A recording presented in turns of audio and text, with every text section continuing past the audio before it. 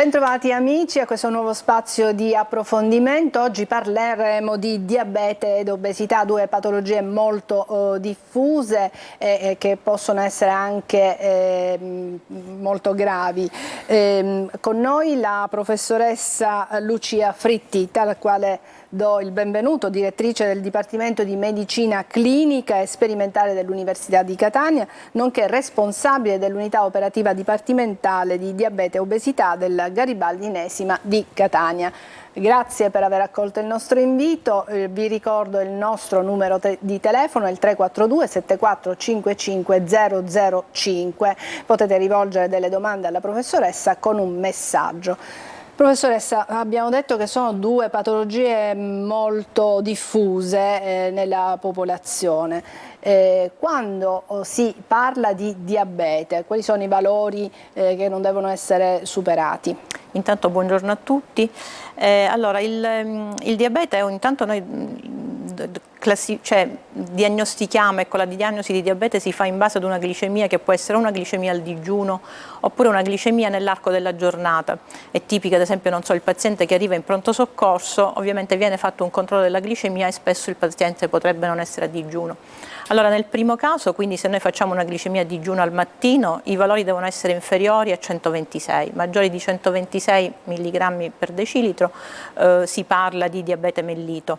Se invece durante la giornata, quindi in un momento qualsiasi della giornata, indipendentemente dal pasto, è maggiore di 200 mg e sono presenti dei sintomi che sono fondamentalmente il dimagrimento accompagnato però dalla fame, quindi è una situazione strana, cioè il paziente ha fame ma dimagrisce, il fatto che urina spesso, il fatto che beve molto, questi sono i sintomi classici del diabete scompensato, allora in quel caso un valore maggiore di 200 ci permette di fare la diagnosi. E il terzo parametro che noi possiamo utilizzare, che si tende ad utilizzare sempre più, è l'emoglobina glicosilata. L'emoglobina glicosilata è un valore, è la glicemia media degli ultimi 3 mesi, cioè rispecchia la glicemia media degli ultimi 3 mesi e quindi ci dà contezza non di un singolo valore a digiuno o postprandiale, ma ci dà l'idea di come è stata quella glicemia negli ultimi 3 mesi. C'è un range per cui si può capire? Si parla di diabete quando questo valore di emoglobina glicata è maggiore di 6,5% e quindi sotto 6,5%, tra 5,7 e 6,5 si parla di prediabete, sotto 5,7 il valore è normale. Bene, abbiamo intitolato questa trasmissione Nuovi farmaci perché ci sono delle novità sia per quanto riguarda il diabete che per quanto riguarda l'obesità. Sì, allora per quanto riguarda il diabete devo dire che veniamo da anni in cui ci sono state delle scoperte nel mondo della terapia farmacologica veramente importanti, perché noi fino a qualche anno fa trattavamo il diabete, trattavamo la glicemia. Quello che abbiamo scoperto con i nuovi farmaci è che di fatto noi possiamo trattare il diabete, ma nel frattempo trattare le complicanze. Quindi oggi abbiamo categorie di farmaci, fondamentalmente sono 2 categorie, da una parte gli inibitori di un trasportatore che si chiama SGLT2 e dall'altra parte invece degli agonisti di un altro recettore che si chiamano GLP1. Questi 2 farmaci hanno dimostrato di ridurre ad esempio le complicanze più temibili per il paziente diabetico, che sono le complicanze cardiovascolari, quindi gli ictus, gli infarti, lo scompenso cardiaco. E hanno dimostrato anche di ridurre le complicanze renali, che sono un altro spauracchio importante per il paziente diabetico, perché ovviamente può arrivare fino all'insufficienza renale e alla dialisi. E non ci sono effetti collaterali? Allora, tutti i farmaci ovviamente hanno degli effetti collaterali e quindi di fatto poi dipende anche dalla sensibilità del paziente. Gli effetti collaterali per quanto riguarda gli SGLT2, che sono dei farmaci che si assumono per via orale, quindi sono una compressa giornaliera, siccome possono essere legati a delle infezioni dell'apparato genitourinario, oppure il fatto che il paziente urina più frequentemente. Mentre i GLP1 cioè gli agonisti del recettore del GLP1, che sono invece per via iniettiva, giornaliera o settimanale, in quel caso sono soprattutto disturbi gastrointestinali tipo nausea, oppure può esserci questi farmaci si associano all'insulina o la sostituiscono completamente? Allora, intanto questi farmaci, diciamo anche qui che è importante, perché noi parliamo di nuovi farmaci Ma un vecchio farmaco, oltre l'insulina, è la metformina. Io vorrei dedicare proprio un minuto alla metformina, perché la metformina è vero che è un farmaco che conosciamo da più di 40 anni, forse anche di più, però dobbiamo dire che è un farmaco sicuro e che troviamo come prima scelta, quindi come farmaco di prima linea, nelle linee guida di tutto il mondo. Quindi a dire la bontà di questo farmaco. Quindi sicuramente il farmaco di base è la metformina, quello con cui iniziare. Poi a questi farmaci noi possiamo associare gli altri. L'insulina, anche lì, con l'avvento dei nuovi farmaci tendiamo un po', anche le linee guida ci dicono di deprescrivere l'insulina, non perché l'insulina faccia male, ma perché l'insulina può avere un effetto collaterale importante che è l'ipoglicemia. E l'ipoglicemia, soprattutto in un paziente anziano, è un evento temibile, oltre che fastidioso dal punto di vista sintomatico. Quindi l'insulina, però ci sono anche lì, se il paziente non ha l'insulina perché ha un deficit di insulina, lo dobbiamo supplirlo. È come quando la tiroide non funziona e noi diamo l'ormone tiroideo, così in questo caso se l'insulina manca possiamo dare tutti i farmaci che vogliamo, ma se non diamo l'insulina non otteniamo risultato. Quindi chiaramente sarà il diabetologo o l'endocrinologo a consigliare la terapia più giusta, e così rispondiamo anche ad alcuni nostri telespettatori che ci dicono percentuali di farmaci eccetera. Chiaramente questi sono i vostri medici che devono caso per caso studiare tutta la vostra, vostra situazione, c'è un'anamnesi di solito che si fa e poi si prescrive una terapia. Qualcuno ci scrive: sono molto magro ma sono al contempo anche diabetico, quindi è difficile avere una linea nutrizionale che non faccia abbassare troppo la glicemia. In questi casi come ci si deve comportare? Allora, diciamo che intanto, facendo anche un attimo un passo indietro, lei giustamente diceva di rivolgersi al proprio medico, perché oggi una delle cose più importanti è che noi parliamo, avendo a disposizione tanti farmaci rispetto anche al passato, di una terapia personalizzata che deve essere cucito tipo abito sartoriale sul singolo paziente, quindi non abbiamo un'indicazione che va bene per tutti quanti, ma in base appunto alle caratteristiche di peso, di età, di anche se maschio, se donna, insomma di attività lavorativa, noi dobbiamo scegliere il farmaco più adeguato. Devo dire che la magrezza e il diabete normalmente la troviamo più nel diabete di tipo 1, cioè il diabete quello che insorge in età più giovanile e che è legato a un deficit insulinico. Più raramente la vediamo nel diabete di tipo 2, perché il diabete tipo 2, diciamo che quasi l'80% dei pazienti con diabete tipo 2 hanno un problema di sovrappeso o obesità, oppure hanno un aumento della circonferenza vita, quindi quella che noi diciamo obesità viscerale, che è altrettanto importante. Quindi in un soggetto magro di fatto dipende dalla terapia che fa, perché se fa la terapia insulinica noi possiamo adeguare la terapia insulinica a quello che lui mangia, all'introito calorico. Esiste una tecnica, ad esempio, che è il conteggio dei carboidrati nel diabete tipo 1, che permette di adeguare il bolo di insulina che viene fatto prima dei pasti a quello che il paziente mangerà, e quindi questo gli consente di alimentarsi in maniera regolare senza soffrire di una iperglicemia postprandiale, che può essere invece un evento appunto da evitare. Tornando ai farmaci, molte persone cercano di fare da sé e sono pubblicizzati dei farmaci per dimagrire, che servirebbero per il diabete, ma avrebbero anche questa capacità di far dimagrire. Ecco, bisogna stare attenti, perché se non si è diabetici si possono prendere questi farmaci per dimagrire? Allora, anche lì dipende di quali farmaci stiamo parlando, perché siccome, come dicevamo prima, l'80% dei pazienti con diabete sono anche obesi, sperimentando e poi trattando i pazienti con i farmaci, ad esempio con gli agonisti recettori del GLP-1, si è visto effettivamente che questi pazienti perdono peso, e quindi questo era un evento favorevole. Quindi siamo nella linea dei nuovi farmaci del diabete, che curano il diabete e al contempo anche l'obesità per chi è obeso. Sì, perché fanno perdere del peso nella misura dell'8-10%, quindi un paziente di 80 kg si tratta che può perdere 8-10 kg. Partendo proprio da questa evidenza scientifica molto forte, no? Ed essendoci un problema nella popolazione importante, perché noi parliamo del diabete, ma ricordiamo che l'obesità è circa tra l'11 e il 15% della popolazione in età adulta, quindi una fetta importante della popolazione affetta da obesità. E ovviamente noi vorremmo anche prevenire il diabete e quindi curare un'altra patologia. Si è visto effettivamente che questi farmaci, a un dosaggio più alto di quello che noi utilizziamo nel diabete, sono efficaci anche per il decremento, per la perdita di peso. Quello che oggi noi non dobbiamo fare, dobbiamo sconsigliare, è di comprare un farmaco che non è autorizzato per la perdita di peso. In questo momento i farmaci, cioè il farmaco per il diabete, ad esempio la semaglutide o la liraglutide, sono autorizzati ad un dosaggio per il diabete, e la liraglutide ad esempio ad un dosaggio più elevato, 3 mg anziché 1,8, è autorizzato anche per l'obesità, quindi bisogna fare attenzione, e soprattutto su questo vorrei lanciare un messaggio molto importante, perché giungono dalle società scientifiche delle indicazioni che ci sono dei canali sul web dove questi farmaci vengono venduti. Di questo noi dobbiamo sempre diffidare, perché non sappiamo ad esempio la purezza o la qualità del farmaco che viene prodotto o quello che c'è all'interno, quindi diffidare sempre dall'acquisto su canali non autorizzati, che sono fondamentalmente le farmacie, e quindi non acquistare farmaci sul web, perché oltre ad avere un costo insomma importante,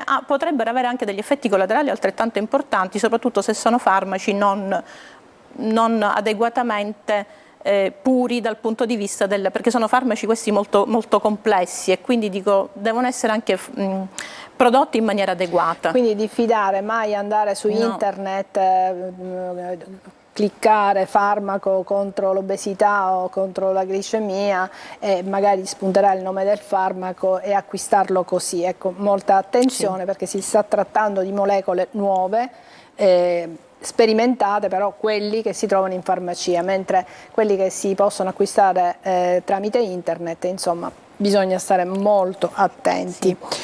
Sì. I valori postprandiali, qualcuno ci dice che dopo pranzo ha dei valori molto alti. Ecco, quando si può parlare di valori molto alti? Allora, noi intanto normalmente per classificare se il compenso è adeguato si utilizza l'emoglobina glicata, diciamo prima dei valori per la diagnosi, ma noi possiamo utilizzare l'emoglobina glicata, quindi che è sempre la glicemia media degli ultimi 3 mesi, anche per monitorare il compenso del paziente. E quindi diciamo che una emoglobina sotto il 7% è un valore, indica un compenso buono, adeguato, o sotto i 6,5 ancora meglio, perché aiuta a prevenire le complicanze. Ora, possono esserci, quindi il primo valore che noi dobbiamo guardare è l'emoglobina glicata. Ci sono però dei pazienti che hanno dei valori di emoglobina glicata a target, quindi sotto 7 o sotto 6,5, però se fanno la curva, l'automonitoraggio glicemico giornaliero, notano che dopo pranzo hanno dei valori elevati. Allora, un valore normale noi lo diamo fino a 160, cioè viene definito un valore fino a 160 mg 2 ore dopo il pasto, viene definito un valore adeguato per quel compenso glicemico. Oltre 160 bisogna di fatto incrementare o modificare la terapia per evitare questi picchi glicemici. Abbiamo parlato di emoglobina glicata, possiamo tranquillamente dire che è un semplice esame del sangue, che poi sì, sono chiaramente gli analisti che determinano questo valore. Ecco, per chi ha una familiarità col diabete, ha avuto il papà, la mamma o entrambi i genitori diabetici, è una persona più a rischio, ma può prevenire? Si può prevenire il diabete?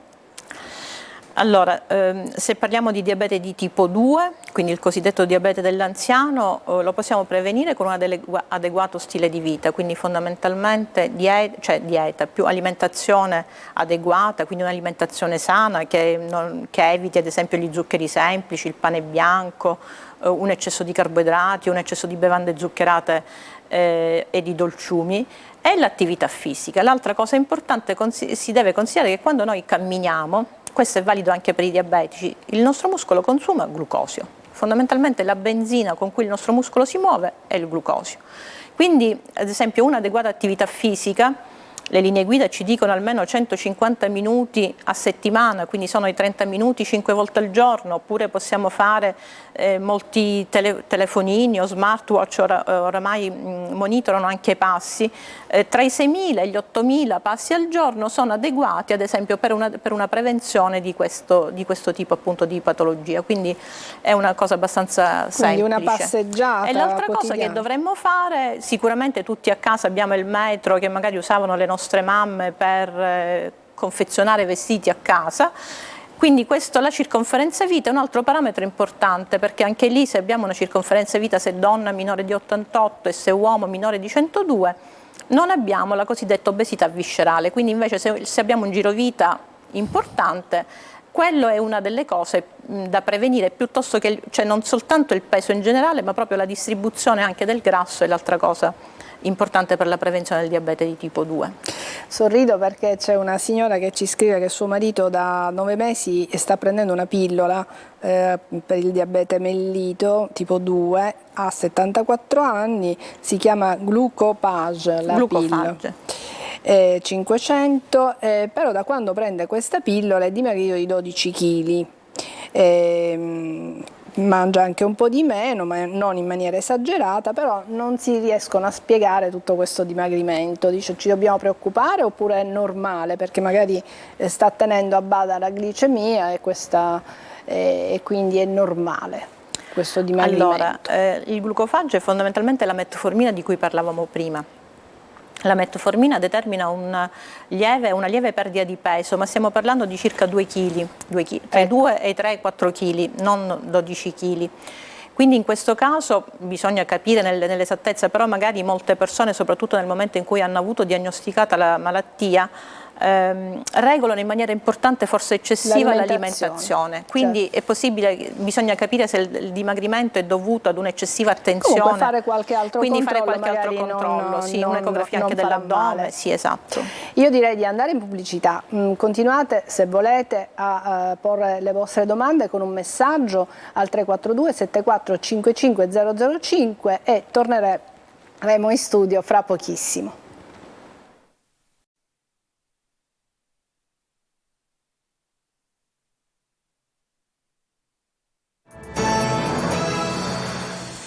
Eccoci tornati in studio, stiamo parlando di diabete, di obesità e dei nuovi farmaci. Ci sono diverse novità importanti su questo fronte, farmaci che riescono a far mantenere in equilibrio sia la glicemia, ma anche ci aiutano a perdere peso. Ma a proposito di diabete, ci sono novità anche dal punto di vista dell'insulina, che sì, è un farmaco antichissimo, ma anche qui si va avanti.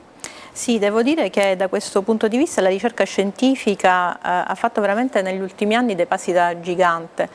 È quello che sembrava impossibile, perché per tanti anni ovviamente la terapia insulinica, soprattutto in chi fa più somministrazioni al giorno, considerate appunto che moltiplicando ad esempio 4 somministrazioni al giorno per 365 giorni l'anno diventa veramente un eccesso, insomma, ecco. Anche una condizione che limita anche un po' la qualità di vita, portarsi il farmaco fuori, se uno viaggia, se c'è un viaggio. Esatto, e così via. Quindi ad esempio prima si era tentato con l'insulina per via orale, però essendo appunto una proteina veniva degradata e quindi ancora non ci sono... Si parlava anche di uno spray. E quindi quello che invece è stato fatto e che in pratica siamo prossimi alla commercializzazione, avverrà nel nuovo anno, è un'insulina settimanale, quindi l'insulina basale, la cosiddetta insulina della sera, quella a lunga emivita che noi facciamo una volta al giorno, i pazienti potranno farla una volta a settimana. Quindi anche questo riduce, soprattutto ad esempio, non so, chi fa metformina o un altro tipo di compressa e un'insulina basale, a questo punto potrà fare 2 o 3 compresse al giorno e una volta a settimana una somministrazione di insulina. E quindi questo è veramente un grande passo in avanti. Sicuramente. Sì. Per quanto riguarda invece il controllo della glicemia, sì, anche qui ci sono delle novità.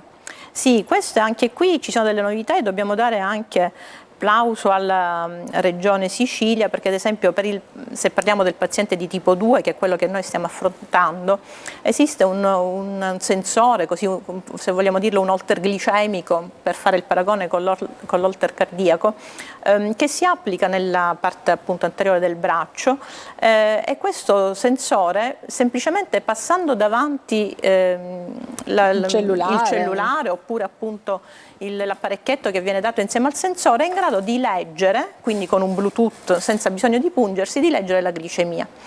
E il vantaggio ovviamente è che intanto uno può fare tanti controlli al giorno, quindi non ha bisogno, perché ovviamente la puntura anche diventava insomma il pungidito, pungersi il dito era insomma una situazione limitante, e quindi questo ci dà un vantaggio, anche perché quello che noi abbiamo visto è che non soltanto migliora la glicata, ma migliora anche, permette anche alla persona che lo indossa di capire anche ad esempio quali alimenti tendono a fargli aumentare più la glicemia rispetto ad altri, e quindi di fatto aiutano anche ad uno stile di vita più adeguato per mantenere la glicemia in equilibrio. Dicevo, perché la Regione Sicilia perché la Regione Sicilia è l'unica regione in Italia in questo momento in cui questo sensore viene dato dietro prescrizione medica, ovviamente, però gratuitamente, ai pazienti che fanno almeno una somministrazione di insulina, mentre nelle altre regioni devono fare da 2 a 4 somministrazioni per ottenerlo. Quindi questa insomma è una situazione importante, che ovviamente per i pazienti, soprattutto pensi anche ai pazienti anziani, pazienti in comunità. Professoressa, ci ha scritto, è stato mio graditissimo ospite, il dottor Di Fiore, che è il direttore del centro obesità ASP di Palermo. Ne abbiamo parlato col dottor Di Fiore quando abbiamo affrontato l'argomento obesità infantile, e ci sottolineava come è importante la corretta alimentazione, l'attività fisica, perché i soli farmaci ovviamente non bastano. Certo. Salutiamo il dottor Di Fiore, in un altro momento parleremo, perché è un capitolo proprio a parte da approfondire, di obesità infantile. Il centro del dottore è proprio centro regionale, di riferimento regionale. Ma torniamo alle domande. Sì, ecco, questo qualcuno ci dice come devo fare a calcolare i carboidrati, quanti ne devo mangiare, eccetera, ma chiaramente questo è sempre il diabetologo, il nutrizionista che deve dare, no? Le informazioni adeguate. Sì, tornando al messaggio del dottor Di Fiore, questo è importante, perché noi abbiamo detto prima, è vero che tutte le linee guida mettono in prima linea la metformina, ma se noi andiamo a guardare, cioè, perché la base di ogni terapia è la dieta e l'attività fisica, cioè la corretta alimentazione e l'attività fisica. Anche questi farmaci di cui noi parliamo tanto, anche per il decremento ponderale, non hanno effetto se non sono accompagnati da dieta e attività fisica. Ecco, pensare che uno possa prendere il farmaco e perdere 15 o 20 kg indipendentemente dallo stile di vita in poltrona non è possibile. Sarebbe quindi, bellissimo, ma non si può. Sì, questo l'abbiamo visto addirittura anche con la chirurgia bariatrica che si fa nel paziente obeso, che è un evento ancora più importante, perché di fatto si modifica il tratto gastrointestinale, però se lì non c'è un adeguato supporto e il paziente non segue un'adeguata alimentazione, gli effetti non sono efficaci, cioè anche la chirurgia diventa meno efficace, quindi quello sicuramente. Certo, si ricorre alla chirurgia bariatrica quando c'è un'obesità molto grave, quindi è l'estrema ratio, diciamo, l'ultima scelta, quando dice non posso fare altrimenti, ma in questi casi poi si hanno dei benefici anche dal punto di vista glicemico, perché abbiamo detto che obesità e diabete vanno a braccetto, purtroppo. Sì, diciamo che parte anche di questa ricerca scientifica sui nuovi farmaci è partito proprio dalle osservazioni venute fuori dalla chirurgia bariatrica, quindi i chirurghi hanno avuto questo grande merito dal mio punto di vista. Noi collaboriamo da tanto tempo, cioè da oltre 20 anni, col dottore Piazza, che è il responsabile della chirurgia bariatrica del Garibaldinesima, e da tanti anni affrontiamo questo problema, e appunto abbiamo trattato tanti pazienti ovviamente che ne avevano le indicazioni con la chirurgia bariatrica. Quello che la chirurgia ci ha dimostrato è che di fatto perdendo peso si può guarire dal diabete. diabete, quindi non possiamo trattarlo, quindi anche per diciamo questo non è una malattia dalla quale è No. sicuro che non ci si può liberare, soprattutto nelle fasi iniziali, immagino. Sì, è anche uno studio recente fatto invece con una dieta, quindi non con chirurgia bariatrica, ha dimostrato che di fatto se noi perdiamo negli anni successivi alla diagnosi, tra i 2 anni, 2 e 4 anni dopo la diagnosi, almeno 15 kg, quasi l'80% delle persone guariscono, cioè vanno in remissione, diciamo, guariscono finché mantengono quella perdita di peso dal diabete. Quindi noi non la vediamo più come una malattia, è una malattia inesorabile, quindi lo stile di vita, la perdita di peso è estremamente importante, c'è una finestra importante alla diagnosi in cui perdere peso ci può dare una remissione della malattia. Bene, siamo in chiusura, ma vorrei proprio che lei, e così indirettamente rispondiamo anche a questo nostro telespettatore, ci sono dei farmaci che possono provocare il diabete o comunque favorirlo? La persona che ci ha scritto prende una pillola per il colesterolo e un'altra per la pressione, ma si sa anche che il cortisone, che è un farmaco che può indurre il diabete. Ecco, ci sono dei farmaci per i quali bisogna anche stare attenti? Sicuramente il cortisone ad alte dosi, quindi il cortisone a dosaggi elevati. Quando si smette di prenderlo gli indici ritornano? Rientrano, dipende ovviamente anche lì dalla suscettibilità genetica, cioè se io sono predisposto al diabete e faccio utilizzo di cortisonici può fungere da acceleratore. Probabilmente quello a cui il telespettatore si riferiva è il fatto che ci sono degli studi che dicono che l'uso di statine, quindi di farmaci per il colesterolo, può aumentare leggermente il rischio di sviluppare il diabete. Però se noi consideriamo che oggi la statina, quindi se uno ha necessità perché ha un rischio cardiovascolare elevato, la statina è il farmaco migliore per prevenire un evento cardiovascolare, un infarto del miocardio, il rischio-beneficio è a favore dell'utilizzo della statina. Ecco, quindi non bisogna non prendere la statina perché ci si preoccupa che possa aumentare, intanto perché non succede a tutti, quindi è una piccola percentuale. Quindi bisogna monitorare la glicemia ed eventualmente, perché appunto il rapporto costo-beneficio è francamente a favore della statina. Bene, io direi di chiudere qui, grazie per chi ci ha seguito, grazie alla professoressa Lucia Frittitta e l'appuntamento è alla prossima volta.